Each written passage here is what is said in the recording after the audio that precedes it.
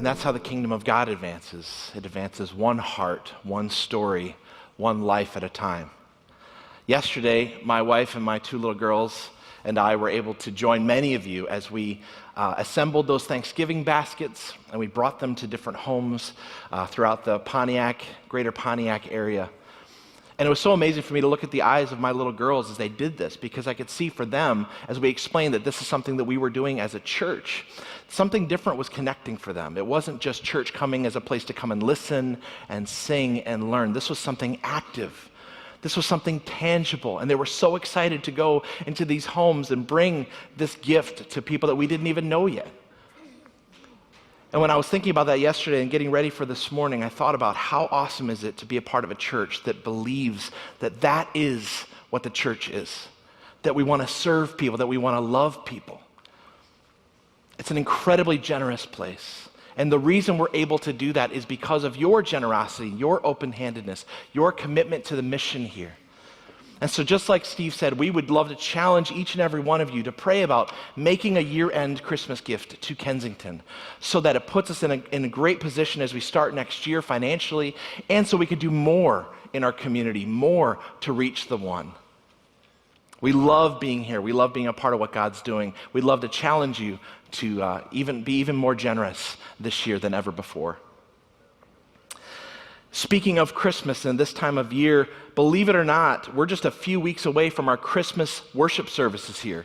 And we're having 4 of them right in a row, 12, 2, 4, and 6 on Christmas Eve. So pray for me that my voice will be good. But we're so excited to worship together with you and to see you bring your family, bring your friends, bring your neighbors. It's going to be an incredible day. And so we've already released tickets for that. Now these tickets are free. You don't need to go to StubHub to get better seats. It's not like that. All right. This is just a chance for us to know how many people are coming so we can plan accordingly. So you can go to Kensington Church's website and click on tickets and go ahead and pick the service that works for you. Plus it takes the hassle out. You know exactly when to go, and it gives you something that you can hand to a friend or neighbor to come with you, and it makes it feel a little cooler, a little more formal in that way. So we're excited for this year, but today's an especially awesome day. I'm so excited to be able to be here for this. This is very unique. It's very unique for the new guy to be introducing the old guy. Even though I think I'm 3 months older than you, right? Did we establish that? Yeah, we established that. So today is a really special day for us as a campus because we are celebrating the lives and the impact of Clint and Michael Dupin and their family. And Clint, in preparing for today, he really wanted to look his best, and so he changed up his facial hair a little bit. He dropped the mustache. He just went with sort of more the Amish beard today, and it's looking awesome. He's been making furniture, and he heard that if you look more Amish, your furniture could be charged more money. Is that true? So anything they could do to raise money for their new church plant. But anyway, on a serious note, though, I just need you guys to understand something. Angela and I have lived in this area now. We've moved back, and we've been back here for about 7 months. And the way that Clint and Michael have poured into us and loved us and encouraged us and said nice things about us to many of you, it's unbelievable. We are mourning and sad just like you guys are because we do not want them to leave, although we know that you are called to it. But we're going to miss you. And anytime I talk about you guys as our friends, I get a smile on my face as I just talk about how much we laugh and how much we enjoy being together. But man, I know that Greg's going to come up here in a minute with you guys and introduce you and interview you, but you just need to know you have made an incredible impact in this community of Birmingham, in this area, at Kensington Church. Your entrepreneurial spirits and your teaching and your love of people and your heart for discipleship, you will not know until eternity just the size of the impact that you've made here. So we love you very much, and it's my great honor to introduce Greg Gibbs, who's going to come up here with Clint and Michael. Come on up.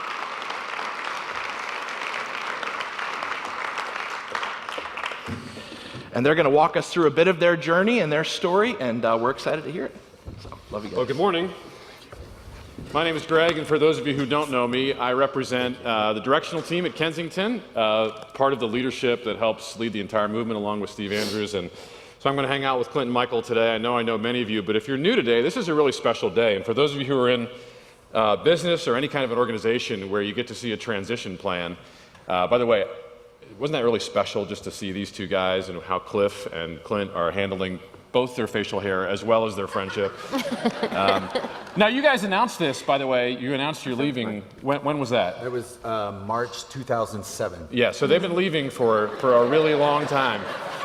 So I just want you to know this is a special day for me because they're actually leaving really soon. Well, we're probably still going to be around we for got like about another 6 6 weeks, weeks. Yeah. 6 weeks, okay. No, seriously, this has been quite a journey because I know you guys felt something powerfully from God back in January, but then announced it, and so there's been quite a road of kind of getting really to this day. I mean, it's getting pretty close now. So, how are you feeling? What's going on in your hearts today, especially when you're here? It's probably a big day for you in a lot of ways. She's giving me a look like I have to talk. First of all, I didn't know Cliff was going to go down that road. Thank you so much. And I've just been amazed by his leadership and Angela. Their family is so special, and they're doing such a wonderful job. I went to meet a couple that's probably in here this morning the other night, and people I've known for years, almost 10 years. And I went to the restaurant. I was a little late, and I said, "Hey, I'm looking for a party of two. They're here." And they go, "Oh, are you Cliff?" I said, "No, I am not Cliff." And she made an honest mistake, but I let her have it. I mean, a lot of stuff came out towards her. And I said, anyways, but people I've known for years are calling me Cliff, so it just makes me feel so special. It's part of our send-off, really. It's part of our send-off. But yeah, I would say, just looking around the audience today, it really is special. It really is special. And it's it's emotional, coming here, and there's so many, I don't look at this as, I know it's our church, but it's our family. It's our community. And if you know me, it's this is good and bad. I try to be the same person, that I am, during the week that I am up here. And so I look at people and just go, these aren't just people that we're ministering to. These are our family. This is our community. And so that's been something that's been pretty, incredibly hard, to walk away from. And we've asked a lot of questions, in the process to God. It's why are you doing this? Why? But then we're reminded it's not about us. It's not about what our desires are, and what, there are sometimes they're come on, Yeah. But I would say for the most part, it's just been kind of like this. Yeah. But here's the thing I would tell you is I heard my friend say this. We really believe that God is leading us to do this. We know this. I mean, unless we're wrong. But anyways, we really feel like God is leading us to do this. We feel like God has planted something in our heart. And I don't know where you are in your relationship with God or with Jesus. And maybe maybe you're a spiritual person, but you don't necessarily have a relationship with Jesus. But you felt this nudging. You felt something. And you felt like, I have to pursue that. I don't know what it is. And maybe you didn't pursue it. And you kind of have some regret. We know that this is what God is leading us to do, because whatever is conceived in the Spirit is sustained in the Spirit. And it's sustained by the Spirit. And that's so important, because we were over at some of our really close friends the other night, just sitting around, their kitchen and just talking and laughing and crying and all of these things. And, I'm looking at this on the outside going, I don't want to walk away from this. I don't want to leave this. But there's nothing in my spirit that makes me question that this is the thing that God is leading us to do. Yeah. And so that's what has sustained us through this thing. Does that make sense? Totally. I mean, I think part of it is you guys should have known when you came to a church like Kensington that we're always trying to ask God the question, what would you have us do, or what's next? Or more personally, God, what are you asking me to do with my life, or this next moment, or this next conversation? So just by way of almost a Kensington update, Clinton, Michael, and this church represent the 54th church in our history that we've invested both financial resources as well as really our hearts and our souls, because these guys are really good friends of ours, of yours. And yet, like Clint just said, it's not about us. It's not about making sure that our lives are tidy and we have everything we want. It's about God's kingdom, because life is short, so we gotta go for it, particularly if God is calling us to it. So, did you ever expect when you came to Kensington that there would be this day right now? No. Yeah. No, and I don't even know, I think about that in two respects. It's obviously I didn't think that there would be this day where we would be leaving and it would be so hard. Sorry. It's okay. I'm trying to prepare myself. But I had no idea when we came here the relationships that God would give us. And like I can honestly say, like I've had the deepest friendships that I've ever had in my life here. Yeah. And I've seen God work in amazing ways and transform people's lives here in ways that I've never seen. And people to come around our kids like I never expected, you know, because Clint's parents are a few hours away and my parents are in California. And so just the people that have invested in our children and taught them about who Jesus is and how much he loves them and how uniquely made they are. It's like all of those things have built this incredible feeling, like Clint said, of family and home here. Yeah. And I just think about that, like the moments that I'm like, are we stupid? We are stupid. And we lay in bed at night and I'm like, we are so dumb. What are we doing? It's not that friendly either. Usually I'm mad at Clint when I say that. It's pointed at him somehow. She's mad at me about the move and anytime it snows. Like that's, it's my fault. It is, that's true. I totally lost my train of thought. I don't know where I was going. It's okay. Oh, one of the things that I think is really powerful about this is you talked about the importance of people pouring into you and how you're not really running from something. And if anything, you've been given a great gift as a family. But I think I can speak for all of us and say this same sweet spirit in you and the power of you as a couple, you've poured into us. I mean, like this is, in a lot of ways, mutual, is that you feel like, man, all these people have poured into the Dupin family, but there's probably person after person in this room that something you said or a hug you gave somebody on the way into church in the morning or something really powerful. I know people in this room have been in major crisis and you've stepped into that with them, into the hard times. And so that is what the kingdom of God is all about. And I imagine, because we talk about this all the time, Andrews and I are like, man, you two together are going to be such a blessing to people that you haven't even met yet. We're convinced of that, 100% convinced in faith that God's placing you in that spot. And, you know, we're going through this again because we've had some great leaders like Clint and Michael leave Kensington over the years. And we think sometimes in our, meetings, what are we doing? Like, these are our best people, but they're not ours, right? We don't own anything. Even the giving thing, we always say that it's not our money. It's just our money to shuffle into God's kingdom and keep pouring into people like this. And so, by the way, t-shirts, talk about the t-shirts. This is a little bit just showing off because it's like 20 degrees below today. But your new church, you get to make t-shirts, really, and wear them to church. That's all we have. That's all we really own right now. Yeah. There's nothing else besides our family and t-shirts. So we made a decision to actually name our church Easttown Church, just because it's going to be in the East Bay. Yeah. And we were thinking about Journey East Bay, and somebody registered something 6 days before we went to register our name, called Journey Sinners East Bay. And we found their offices and we burned them down. But I would say, no, we just felt like God is moving us towards something different, and so we really prayed about it, thought about it. And there's nothing really more than the meaning behind it, other than it's in the East Bay. And we're really looking at, we're not just looking at one community, one neighborhood. We're looking at the East Bay, as far as to reach the East Bay. And so we're going to start with a church and then hopefully plant in campus throughout the entire East Bay, which is over, just in the little part where we're at, it's a little bit over 1 million people just in that little part of the East Bay. Yeah, super, super unchurched, right? I know a lot of you have heard that story, but if you haven't already, highly unchurched area. So these guys are, they've taken on a great challenge. And then we just found out this morning, though, Jay-Z has a similar logo. So we're looking to partner with him, which is pretty cool. Thanks, Cliff, for pointing that out. Thanks, Cliff.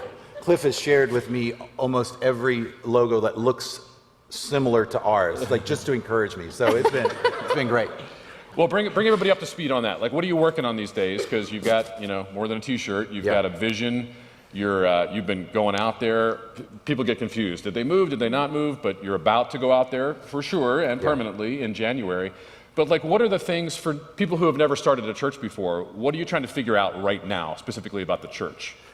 Yeah, you want to No, go ahead. Well, it's like a startup. It really is. It's like if you know about starting a business, which many of you do, or you've been a part of a business that is starting up, you're raising funds. You know, you're raising capital, and it's almost like it's a venture capitalist that you're meeting with, or an angel investor, whatever it is. Like that's what we're doing, is to raise money for over 3.5 years. So we're in that process right now. But many of our trips are involved in, or the biggest part of our trip is just to engage with people in the area.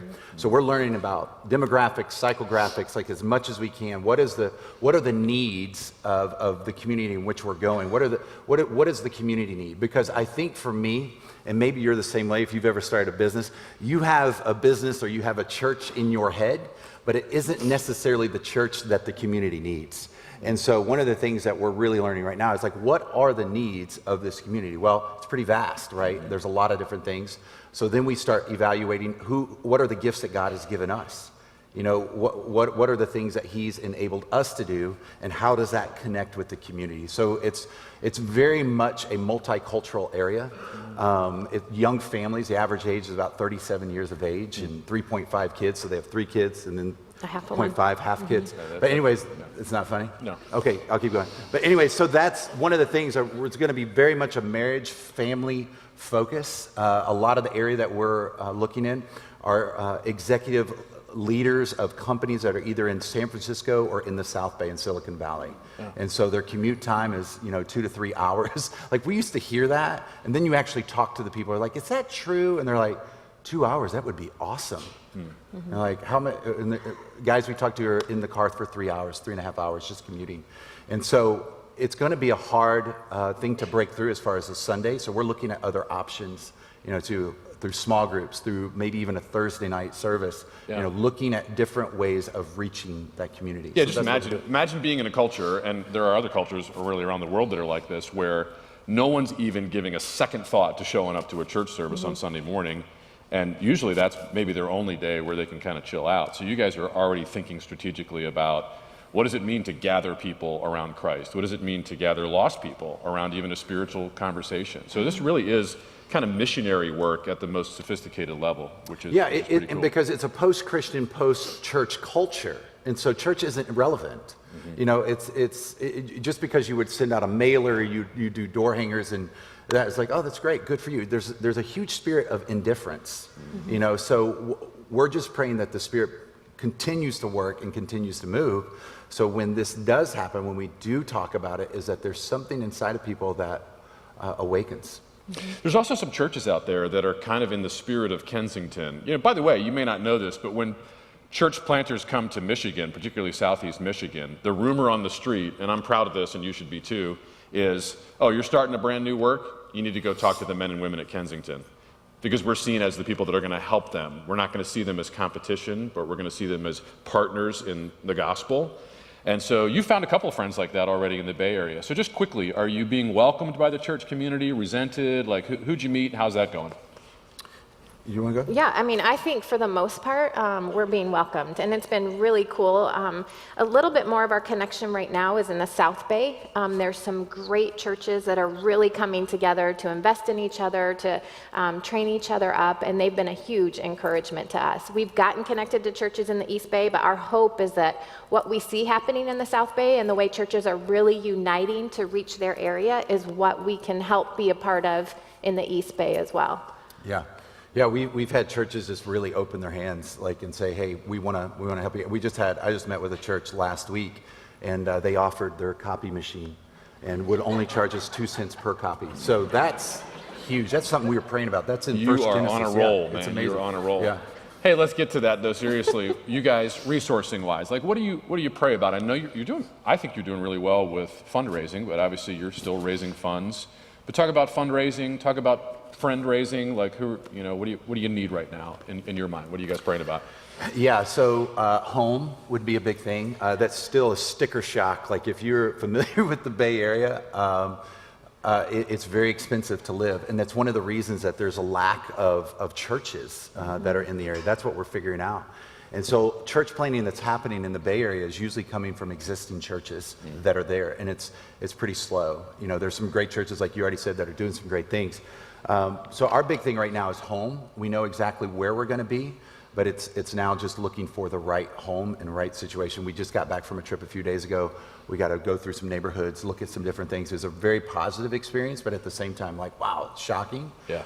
The other part is we're about 60, almost 65%, towards our committed goal. So we're still raising support. We're still looking for people to support.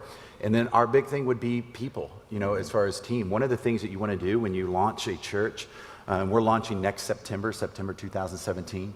We hope to have a group of 50 to 75 people that are committed to helping us launch this church. So that's a big thing. What would you? Yeah, no, I would say all three of those. I think you said three. It was really cool on this last trip, though, because we just had a lunch at some friend's house there, but there were 4 families there that are Kensington families, but that are already moved there, that are going to be a part of helping us. So it was just cool. And it's funny because one of them we know really well, and the others, like, we're just getting to know, and we've connected, and they're getting to know each other. But yeah, I think people is huge. Clint and I love to advance the kingdom within community. Like, we don't want it to be just our 5 in our family. And so we're really praying, like, a prayer of mine is that God would give us one family that we have history with in ministry, or that we just have a great connection, but that family also has a huge passion for church planning and reaching people that are far from God. And that as at least 2 families together, we could really invest our lives and pour all of our energy into this. So that's a huge prayer for us right now. I'm going to ask you the next question, and I'm going to give a little update while you're thinking about your answer to it. But really the question is, you've been following Jesus, both of you, for a long time. How has the last 9 months in particular, basically this whole year, what has it taught you about faith? What has it taught you about your relationship with God? Kind of the good, bad, and ugly over the last year. So be thinking about that. While I just say to the rest of you, I want to thank you. Because you're part of this church that's kind of crazy and does things maybe unconventionally, we're able to be the lead investor in this startup. And so Kensington, through our Everyone Capital campaign, we're building buildings, we're helping global partners, we're helping local schools that have need, but also are investing $300,000 over the next 3 years into this. That's you investing through the capital campaign into Clint and Michael. We are proud to be their lead giver. We couldn't think of any other way to handle this other than to bless them in every possible way. Again, we don't own anything. We're just trying to put it into the things that we believe God is a part of. And these two, their anointed leadership, what they're going to bring to that area, it's in our minds the best investment we could make. So we're proud to make you guys the 54th church that we've invested in, and really we feel excited about being able to do that. So I want to thank you and make sure that you knew that number was real, and is we're going to start actually distributing those funds as of January when they hit the ground in Northern California. So I want you to know that. Now let's talk about this. What have you learned over this last year that maybe we could all hear from and learn from about God, about faith? What's stirring in your hearts right now? Well, I might have said to Clint just last night, maybe I never have been following Jesus up to this point. And that's I agree. Yeah, he might agree. I'll say that's not true. But I think there are these moments that I am kind of taken aback at just how this is stretching our faith, and everybody we talk to in church planning, we've heard all along, and we've seen, and Clint's parents that have planted a church, and different people that we've been up close with as they have. We've known it was hard. I'm not sure that I was prepared for how hard. And I think for me, there's a couple things. It's that I've learned real quick how much, especially if you've been following Jesus for a long time, how much we can just get in autopilot and kind of exist off of the things that God has done before, which is a great thing. That's what builds our faith, but we just kind of move forward, and really for me, like, I've been operating, I believe, on my own strength in a lot of areas that I didn't even realize. And so in this area, it's like we are so dependent on God and the Holy Spirit.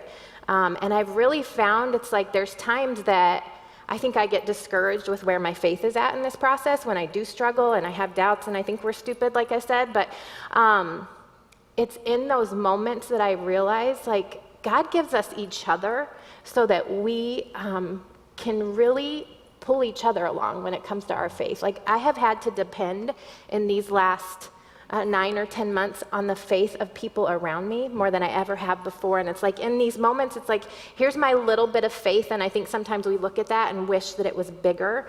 But I've had to come to grips, one, with like that little bit of faith I have right now is enough. That's all God is asking me to have. And then there's these people that he's placed all around me that have this faith that is pulling me forward. And in that process, it is stretching my faith in who God is and how he works in our lives. And so I think that's been a huge thing for me. And the other thing is just to trust that God is going before us and working, even when we can't see it, because there are moments. And as I've talked about this before, I've had people misinterpret that I believe that God has placed a call on Clint's life to plant this church, and I'm just kind of trying to follow behind my husband. And that's not it at all. Like, I know beyond a shadow of a doubt that God has called Clint and God has called our family to this. Like, he's created us for this story. So I know that in my great moments. But to really be able to look back in those moments of doubt and say, okay, we know on January 7th, this is what God called us to, and we're depending on that, and we look back in our lives and see, just like I talked about, everything that God has provided for us here. It's like, I know, sometimes I can't always see it, but I know, like, God is faithful, and why won't he do that there? And he's already working on our behalf there in the Bay Area. So that's been huge for me to just place my trust in and know that when you hear God speak to you, I think there's these temptations that once he speaks to us and we step out in faith, that everything should kind of fall into place. And if it's really God speaking, then it should go smoothly and I should feel great about it. And if I don't, if I have hesitation or if it's hard, maybe I didn't hear God right. But I believe God is constantly stretching us and pulling us to show us the best life that he has for us. So I just want to encourage you too, as I've been learning, that if there's something in your life that you know, like Clint said, maybe something that God has spoken to you and you started to step out and you've pulled back or you've hesitated or it's been really hard for you to figure out, how will I ever do this? To know that God is faithful if he's calling you to something and he's working before you and beside you and giving you the strength to carry it out. So I don't want to mess that up. That was really nice. I would say for me, it's just been humbling. Like, this process has been so humbling. Like, I've found out, like, I thought I knew what I was doing, and I've become very much more appreciative in my spirit. I think of all the team. I think of Kyle and, this entire team and leaders that are here, whether you volunteer or you're paid, whatever. It's just been a humbling process, I think also that we serve a God of grace. I think I've been disobedient a lot of time in my life, and there's no shame. Like, I think in our culture we feel shame when there's disobedience. And I know that every one of you have been called to do something. You've been disobedient. I've been disobedient. But here's the cool part about the kingdom of God. There's always future opportunity. I think there was part of me that feels like this is what I was supposed to do earlier. And God's like, I know you're getting older, but I can still use you, But I think that we live in the land of regret a lot of times. I really do. I think that we think, well, I'm in my 50s or I'm in my 70s or I'm in my 80s, whatever it is. It's like God will always use you exactly where you're at. And so I really believe it. I think I did sermons on it and I didn't even really believe it. I really do believe it. Like, I really do believe it, is that over the last 9 months has been some of the toughest times because when you step out in faith, you cannot see the ground that's underneath you. You just can't. Because we want to know the outcome. You've heard me say this before. It's like, we want to know the outcome. If I invest in this, what is it going to get me? If I'm obedient to this, what am I going to get as a result? But when God asks us to be obedient, we can't look at the outcome. The success is always in the obedience. It's stepping forward. And that's all I'm trying to do right now. And I think it's one of those things that has been such a learning thing.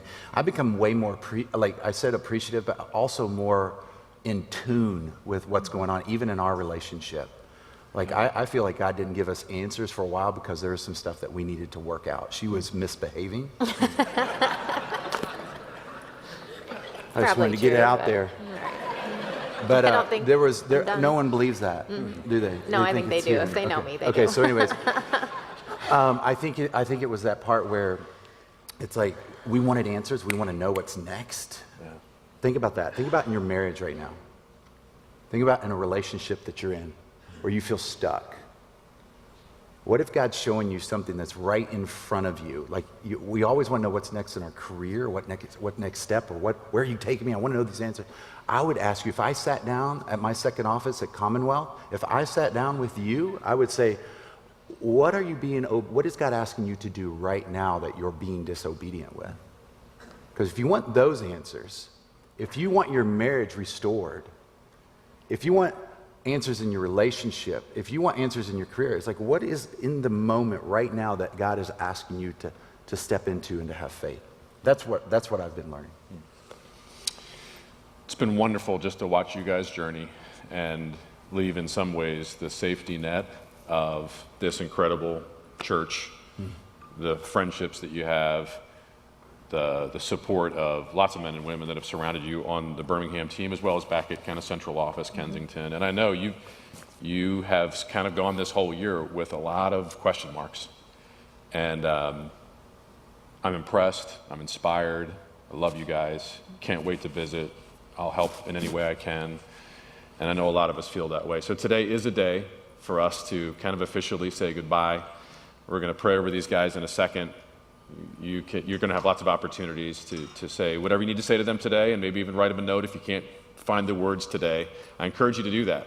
They need it. They just said it. They feed off of your faith, just as you have fed off of theirs. And so before we go into a time of prayer, we have a quick message for you from our lead and founding pastor, Steve Andrews. Steve Andrews on video again, folks. So here he is. Clint and Michael Dupin. So this is a moment of truth. You're speaking at the Birmingham campus today, and then off we go into this incredible adventure. I'm really proud of you. I'm nervous and excited with you. I feel like God has prepared you for this time and for this opportunity. And I think for us, I want to say we're with you always. This is not the end of our relationship. This is an ongoing part of a journey that we're in it for life with you. And don't know how it's all going to play out, but we know that Jesus Christ is going to be glorified. And I think every one of us feels richer for knowing you. And it's exciting to see the kingdom of God expand. And we're just imagining now that God's promised that he'll do immeasurably more than you could ever ask or imagine. So love you.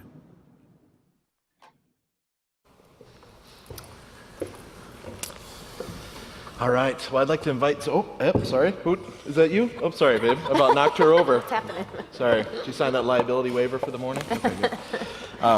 Yeah, why don't we come around them here, and we just want to pray over you guys. It's kind of a cool moment to be able to commission you in a way, because this campus and Kensington, we're sending you out. That's how we really view it. We're sending you out to do this, and this step of obedience is so powerful. And I'm hearing sniffles all back in the room as you guys are sharing your hearts.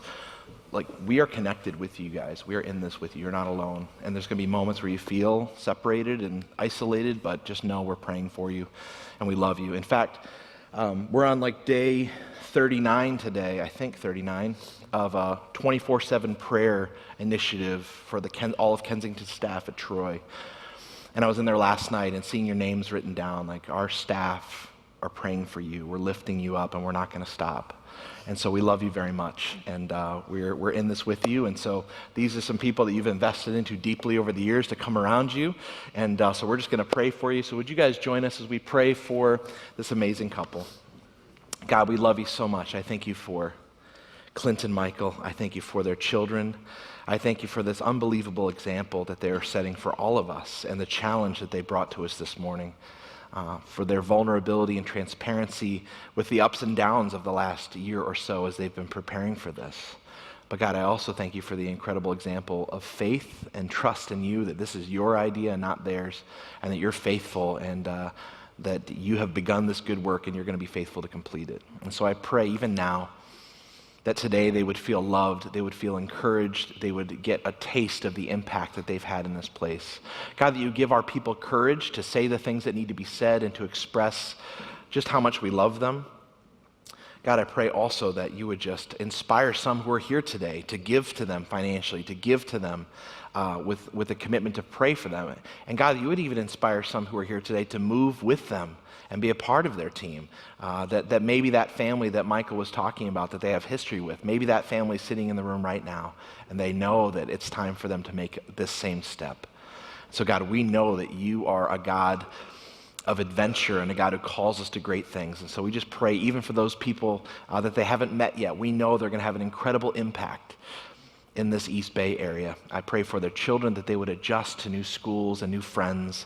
And I pray, God, that Clint and Mike would have an incredible kingdom impact and that you would do mighty things through them. So we thank you for them. We thank you for this church. And I pray that as we worship you now, that we would remember that you can do absolutely anything, that nothing's impossible for you. We thank you for this powerful